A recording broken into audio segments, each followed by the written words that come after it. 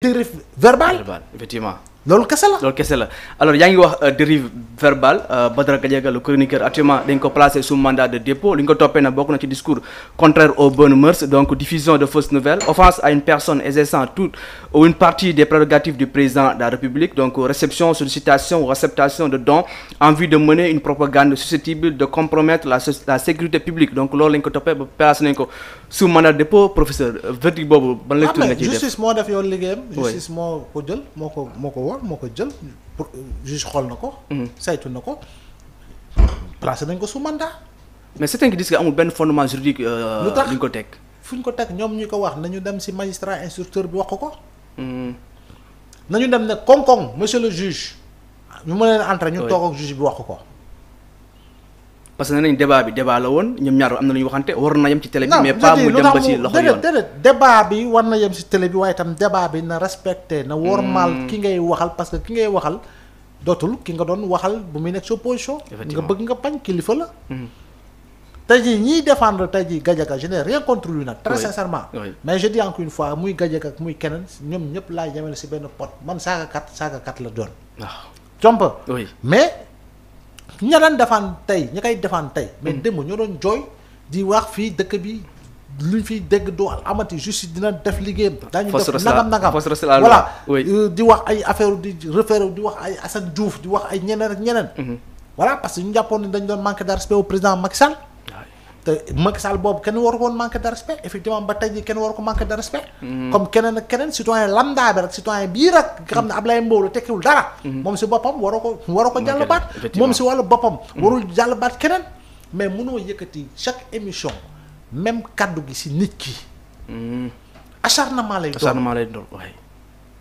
lay doon quel que soit le sujet yow di nga détourner pour andi sujet bi si nit ki c'est problématique.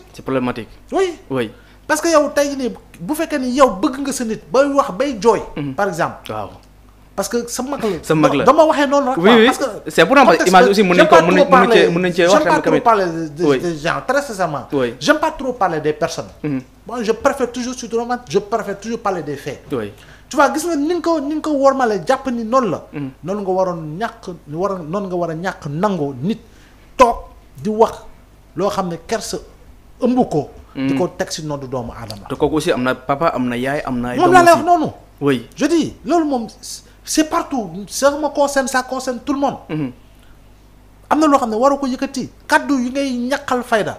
jëlal kaddu yooyu nga dugg sa kër nga wax ko sa waajur bu góor wala sa waajur bu jigéen. nga xool lu muy joxe. ah oui kenn moo amul droit saaga kenn ak foo bokk nag. bokkal ci nguur bokkal ci opposition kenn moo amul droit saaga kenn. saaga sax daa baaxul kenn moo amul droit yëkkati ay kaddu fu mu gën a ñaawee ci vie privée doomu aadama di ko wax ñëpp di ko dégg. je dis encore une fois ça ce n'est pas de la politique. pas de la politique. non. oui am na ñu dressé actuellement benn liste di lister les chroniqueurs yi nga xam ne jàpp nañ leen actuellement xëy na ñoom ki nga xam Badara Gadiaga Abdou Nguer ak ñeneen ñu jàpp ne xëy na la relation entre la justice wala ñu bëri sax jàpp nañ xëy na du justice état mooy def ay commandes politiques pour tijji yenn chroniqueurs yi. non je suis désolé l'état ne fait pas de commande politique à ce propos. jàpp naa ni ku si nekk gis nga ay faits yi tax. waay ay faits yi tax. fee yi tax Sophie Gladima ñu may ko liberté provisoire ba taxal ko bracelet keneen kon na taxaw ne ce n'est pas normal. yooxu ko ne damay marche. te même justice bi la. même c'est la même justice. oui mais on dira c'est la même justice bi fi nekkoon déedéet. justice leneen li fi nekkoon man jamono jooju laa ne jamono jooju. le droit était placé sous mandat de dépôt. bu ñuy tëj plus de 1000 jeunes. oui. di rey plus de 80 Sénégalais. torturer d'autres Sénégalais. man sur le plateau d'une télévision ailleurs. oui je disais ci benn émission boo xam ne maa ngi woon ci télé bi jamono jooju. dama doon wax ni du ay nit la ñu placé sous mandat de dépôt c'est le droit. qui est placé sous mandat de dépôt. parce que am na loo xam ne tolloo nañu fa non droit amul woon. quoi qu'on puisse dire mais fii boo listé. pratiquement ñala kan ngay wax liste yi bariwul. donc mënuñoo comparer les deux situations. non impossible. man kenn laa xam ne moo si am situation bu bees te mi ngi doog a am problème ak yoon muy suñu confrère Bachir Fofana. Effectivement. lu si des yëpp. je sais pas voilà. mooy loolu.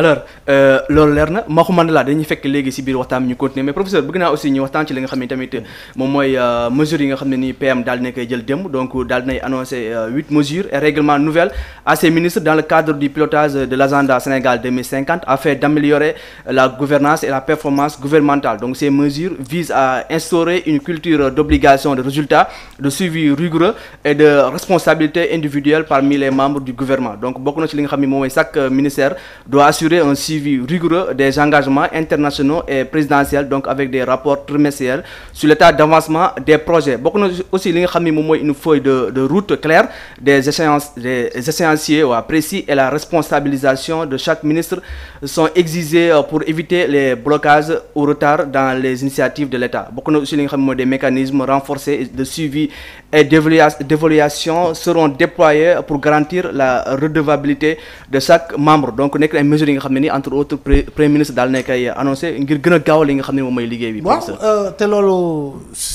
toujours ce point de rupture là par rapport xam naa loolu mooy l'avant-première liée à l'annonce ou à la publication prochaine du plan de redressement économique. Effectivement. te wax na ko blocage boobu fi amati daañu identifier ki tax waaw. Donc je pense que tey loolu lu ñu war a liggéey la. moo tax it foofu tamit il faut que ministre yi xam ne instant yi am nañu sas de. caaxaan jeex na caaxaan bon wax nga sax ni doon caaxaan mais fu mu toll nii moom la dëgg rek a des de. dëgg rek a des directeur yi tam nañu xam ne fu mu toll nii. on accélère le processus. Et pour ça il faudra beaucoup miser sur la communication. Beaucoup énormément miser sur la communication. Et la communication ce n'est pas seulement la communication interne. Oui. Il y a cette forme de communication externe. Qu'il faudra également mettre en branle. Qu'il faudra autour de laquelle il faudra beaucoup travailler. Je dis encore une fois loolu dina permettre une bien meilleure visibilité par rapport au programme, par rapport au projet, par rapport à ce que les Sénégalais doivent savoir et qu'ils ignorent et pourtant qui a été réalisé. te loolu il faut quand même que gars yi ñu bàyyi ci xel. dama dégg démb benn expert en communication il parle de communication agressive bu gouvernement bi war a def actuellement sama xel dem ma ne pourtant professeur yàgg na ko wax. Oui, fondamentalement il faut une communication agressive. Comme je te l'ai dit, il y a certaines choses que les Sénégalais ignorent alors qu'ils devraient le savoir en termes de programme et de projet par rapport à des objectifs atteints ou à atteindre dans un court terme. Donc fondamentalement il faut une bonne communication. moom laa la wax nii au-delà de la communication interne il y a cette communication externe. Effectivement. Et il faudra beaucoup travailler sur la communication externe. Et qu'en réalité que les gens écoutent, que les gens parlent aux gens, que les gens échangent avec les gens, que les gens discutent autour vraiment de certaines questions essentielles. Orientation bu baax bi mën na jógee fu ne.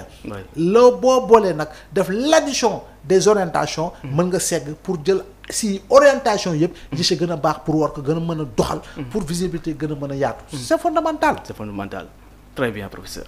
En tout cas c'est semis bi moom xaw ma nu may def ba jot si xaw ma dama lay boole ak Omar wala Fallou xaw ma mais semis bi rafet na trop. dañu recevoir Maxu Mandela donc continuer seen émission donc mais professeur balaa ngay dem loolu moom maa la ko ñaan non balaa ngay dem note bi DG Grand Théâtre génne démb xam naa ne gis nga ko bu muy teree greffage xeesal yi. Je dis encore c'est une erreur de choix, c'est une erreur de communication. C'est pourquoi je parlais tout le temps de communication externe. dafa loo xam ne ko war a waxtaane tey mun nga am sa staff waxtaan ak moom mais des fois da nga xam si staff am nañ yeneen profil yoo xam ne xamee nga leen wala xam nga leen wala ràññee nga leen yoo xam ne mën nga jël seen attache am loo si échanger ak ñoom mais je dis encore une fois le symbole de la culture ne repose pas sur le port de perruque ou véritablement de cheveux naturels ou autre chose. C'est vrai que dañu wax xeesal baax oui effectivement mais loi bi interdire ko loi bi lu mu interdire mooy la publicité du xeesal si lépp li nga xam ne support de communication la donc loolu su koy da ko waroon tenir en compte surtout que yow bu dee que symbole de culture nga war a am lu ñu la war a mën a pointer du doigt bari na par rapport ak lu bari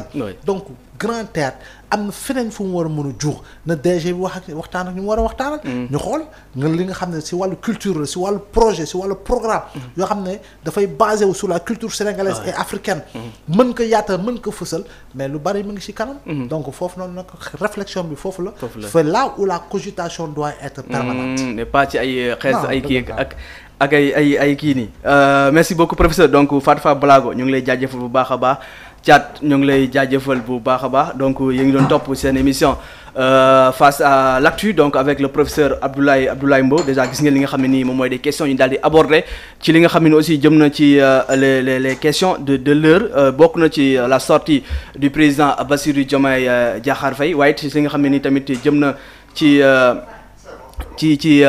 la réaction tamit bu Ousmane Sonko def face à ses ministres donc à ses ministres mu daal di annoncé de huit mesures yi nga xam ne tamit bokk na ci mesures yi nga xam ne tamit daal nañ koy teg pour dans le cadre du pilotage de l'agenda Sénégal 2050 loolu nag bokk ci li nga xam ne nii war na mën a améliorer la gouvernance et la performance gouvernementale donc ces mesures dañ daal di viser li nga xam ne moom mooy instaurer une culture d'obligation de résultat parce que tamit gis nañ ne déjà mbir yi am na fu mu xaw a tàggatémbe donc loolu moo tax premier ministre démb daal di jàkkaarloo avec ses ministres daal tenir aussi benn langage de vérité donc daal di xamle am na point yi nga xam ne actuellement ñoo ngi sooxee te loolu mënuñu ko permettre muy continuer donc dina am li nga xam ne moom mooy suivi et évaluation